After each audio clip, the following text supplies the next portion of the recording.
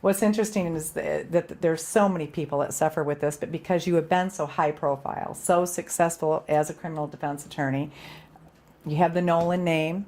A lot of people would say the reason that you got to practice law again after a suspension was because of the Nolan name. They're not looking at the fact it's because you were good at what you did and you recovered, or you were in recovery. You're always in recovery.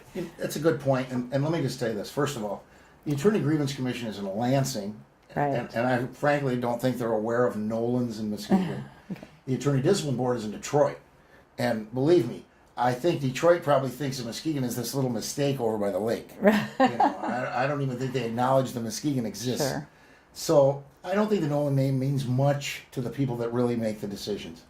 What I can tell you is the State Bar of Michigan, in my experience in dealing with them, and obviously when I got in trouble, I've done a lot of research recently to see how cases like mine are handled. So I went back 22 years and reviewed every single case. I mean, look, I'm relentless when I'm doing research or when I'm doing legal work. I'd like to think it's why I've been successful. In the cases where people have been disbarred or gotten set back to just horrific punishments, they're stealing from clients, they're embezzling money from their employer, they've done something really dishonest, they failed in a duty to a client, they've done some pretty bad stuff. The State Bar of Michigan is really, I think, caught up or is very up to date with what's going on in the real world, and that is someone with a problem with alcohol or drugs. They want to see that person get well. They see that as a person having a disability. Right. It can be a temporary disability or a permanent disability. So I don't think I'm being treated any differently than any other lawyer would be in the state of Michigan. And look, it doesn't have anything to do with the health program. Same with the sentence. We don't have to talk about that, but don't think I was treated any differently in my sentence either, despite comments that have been made. Well, that's it, and I want to clarify that because I have heard those comments. Anybody that's in Muskegon has probably heard a lot of those comments and rumors, and I want it known that it isn't because you're a Nolan. We talked a little bit yesterday, as an example, Robert Downey Jr. He's a famous actor. He has had several falls from grace, so to speak. Top of his game right now. Yeah, top of his game. He's back. We don't take an actor. We know, oh, they do drugs and they do everything out in Hollywood, and it's just who they are. Well, an addict's an addict. It doesn't matter if you work at the 7-Eleven store, if you're an actor, if you're an attorney. This is a disease. Addiction is a problem that faces all walks of life. But we don't get mad because Robert Downey Jr. is making great movies again. So why should people be upset when you're good at what you do? You've never ripped off a client. You've never done any never of the been things. Accused of anything like that. Nothing like that. The only person you've really hurt is you. And your family. Wow. And your family. That's a good point you bring up. Yeah. And I want to talk about that for just a minute. All right. Only hurt myself. I think a true alcoholic or addict says that. I'm only hurting myself. Yeah. That's why they can get lost in the misery of addiction or alcoholism. And I mean to tell you that when I started learning about recovery and started seeing all the people who get damaged when I fall down, and I'll give you some very clear examples. Sure. My son is in medical school. The son with the heart problems. And he was still being carried under Obama. He can be carried till he's 26 so long as he's in school. He was on my health plan. It's a very expensive plan that I paid for myself. Mm-hmm. When I became inactive and was unable to practice law, my income took about a 90% dive. Sure. Because now I'm working for the guys who used to work for me, and I'm being paid a salary that's commensurate with what I'm able to do down there. Mm-hmm. My son has lost his health insurance. That's real damages. That's someone else getting hurt other than me. Oh, that is, of course. 3 people in my office we had to lay off. Couldn't afford them anymore because I was the rainmaker, and the 2 new law firms are just starting new now, and so the money's not there to hire these extra people. Those people have lost their jobs. I recognize that. So then you say to themselves, well, what does the guy do? Apologize? No. Yeah. The part of recovery that's very important is apologizing is not enough. The whole basis of recovery, of getting well, is making amends. Those 3 people at some point have to approach and say, what can I do to try to make this right? Not just I'm sorry. People get sick of listening to I'm sorry from addicts and alcoholics. Sure do. You have to try to make it right. One of the things that I can do to make it right is what I call, and what is called by, I didn't coin this phrase, living amends. Look, I'm going to be the best person that I can. I'm going to reach out and try to help as many people as I can. I'm going to trust God. I'm going to try to be the best person I can and make a living amends to others. Who knows? Maybe at some point in time, if the state bar feels that I've made a good enough recovery to allow me to practice law again, might be able to hire these people back. I need to make things right with them. Saying I'm sorry is not enough. That's a very good point. And of course, I didn't mean you weren't hurting anybody but yourself. Right. What I wanted, I understand. There's always fallout. It's the general attitude of, I think, the general population. Oh gosh, my father was an alcoholic, and it's hard to grow up with that. I was thinking about this. There was an instance when I was a child, and I remember my dad coming home late. I was pretty young because I didn't understand yet what drunk was. I didn't understand about alcohol.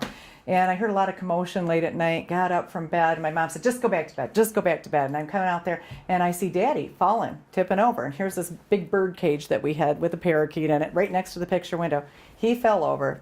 That went into the picture window, cracked the picture window. My mom's yelling at him, and I'm thinking, my dad's really sick. I'm hating my mom at the moment for being so mean to my dad. Right. So I grew up thinking those are the kind of effects that children see, so they kind of side with the person who has the problem. You know what? One of the most painful things that happened to me is my wife was a psychologist, and when I was crumbling 11 or 12 years ago, she kicked me to the curb and divorced me, and for a while prevented me from seeing my children.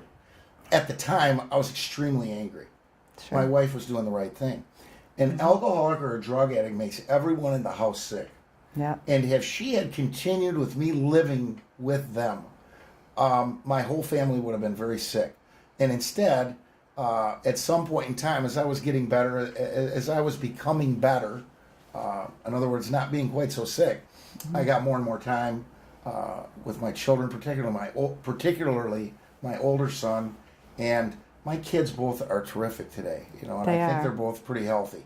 And kudos to my ex-wife. Yeah. She probably did the right thing at the time, even though I didn't like it very much. Sure. But she was a strong woman, and that takes a lot of strength. Any alcoholic or drug addict in the family will make everyone else sick. Mm-hmm. Yeah, and there's a lot of children that grow up with that sickness. Yeah. Speaking of which, I want to give a little plug for this book. A friend of ours that we went to high school with, a year ago I saw on Facebook, this guy said, I'm taking a year off work, I'm going to write a book. And I'm thinking, yeah, sure you are, you and everybody else. Well, he did. It got published. It's a memoir. It's called A Green One for Woody. Anybody in Muskegon, you should read this book just because it'll take you down memory lane about a lot of things, places in Muskegon County here, especially Reed's Puffer School, friends that we knew and everything. But it was about addiction. He grew up with addiction. You were a good friend of his. I didn't realize he was living this life. I didn't know him that well. Nor did I. Yeah, and apparently, and you were good friends with him, yes. But you had no idea he was living in that home environment. He was living with his mother and stepfather, and I know a good part of the book is talking about his own father. Right, his own father. His and biological who knew? Father. I never heard him mention his father ever when we were kids. So and now we know why. Now we know why. But he was having on him. Yeah. Yeah, so it's just interesting how many people truly do live and grow up with alcoholism or drug addiction in their families and how it affects everybody around them. Right. So, we've talked about what we believe some causes are, a little bit about recovery, that it's an ongoing process, one day at a time, treatment. Yeah. How about, we know consequences. You've recently faced some consequences. Absolutely. And you did a little jail time. I did, and this is what I'll have to say about consequences. As a lawyer, I represent a good number of people that have problems with alcohol and drugs. Mm-hmm. First of all, the people with alcohol problems, I usually represent them for drunk driving. A lot of that, yeah. I have mixed emotions about that because they might kill my kids. Right. I don't think the answer to their alcohol problem is locking them up. And I'm not into incarceration at all. Not because of myself, just because of everything I've learned about this. I will say this: there are some judges in the system. If your client shows a really desire to get well, the judges back way off on the incarceration, because I think it's been proven incarceration really doesn't get anybody sober. No, I feel equally about when the number of marijuana users that we have in jail, but Well, I want to say this about my own personal experience. part of recovery also is acceptance of the situation. Yeah. And you know, I heard some really and read some very negative comments about the sentence that I received. I want to talk a little bit, Lynda, about my own particular sentence. While as a lawyer representing clients, I don't think that incarceration is the appropriate sentence for people with drug and alcohol problems. However, part of the responsibility of an addict who claims to be in recovery is acceptance. Now, I accepted that I relapsed. I accepted that I was charged with a crime. I pled guilty straight up to the crime with no plea bargains and no sentencing agreements.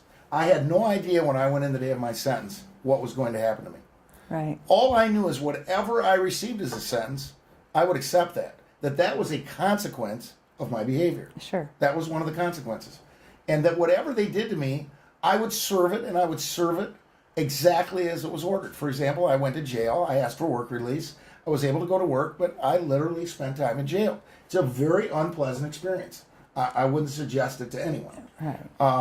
I'm currently, I have a tether on my leg. You know, I have to be home pretty much in my house at 8 o'clock every night. When I'm not at my house, you know, I'm allowed to go to work. I'm allowed to go to my recovery meetings. I'm allowed to go out to eat. I'm allowed to, obviously I get to eat. I'm allowed to go grocery shopping or pick up my dry cleaning. I can take care of my personal needs during very select hours that I'm allowed to be And if off they this were tether. to, you have to Right. report in. That's not pleasant either. No. Now, do I think any of these things are contributing to my recovery? Not really. But part of my recovery is accepting them and saying I'm not going to whine about them. I'm not going to complain about them. I'm just going to do what I was ordered. And that's exactly what I've done. So from that standpoint, I don't understand the criticism. The toward criticism me. and the criticism, what some people felt the book should have been thrown at you. You should have been in there longer. Right. You should have And- had to spend more time in jail. And he doesn't know what it's like. And you do. And just to touch on that for a minute, people with much worse records than I have had, clients of mine, Right. with much worse records, charged with much more serious crimes, that did much less in terms of recovery, but still made a real concentrated effort at working on themselves, I've gotten lesser sentences. So, not fair statements, some of them being said. Right. I agree. The worst sentences that I see on the type of crime that I committed are the people who do absolutely nothing. In other words, they don't go to any recovery program, they don't get any treatment, they don't try to get any help for themselves, and so there isn't going to be any change. So I think the judge says, why wouldn't I put them in jail? Sure. They're a risk maybe out there. Well, I know personal family members of my own. I've seen some real inequity in the law that I won't get into on here. I have some strong feelings about that Still the best system in the world, I think. Well, No comparison. We've got the best. We've got the best system. Yeah. I don't think jail is the deterrent or the right thing for recovery. I agree with that. And I think Muskegon County is sorely lacking in good recovery programs here. We do have some. That's part of the problem. We need a good inpatient facility here in Muskegon. I would love to see that. I do want to say to our viewers out there, if you or a loved one think that you may have an addiction problem, it's very, very important that you call and get some help for that. There is a number. It is 1-866-846-7311. It is a 24-hour, 7-day-a-week hotline that will do a screening to help you. We're going to take a little break, and when we come back, we're going to finish up with Terry Nolan. Thank you.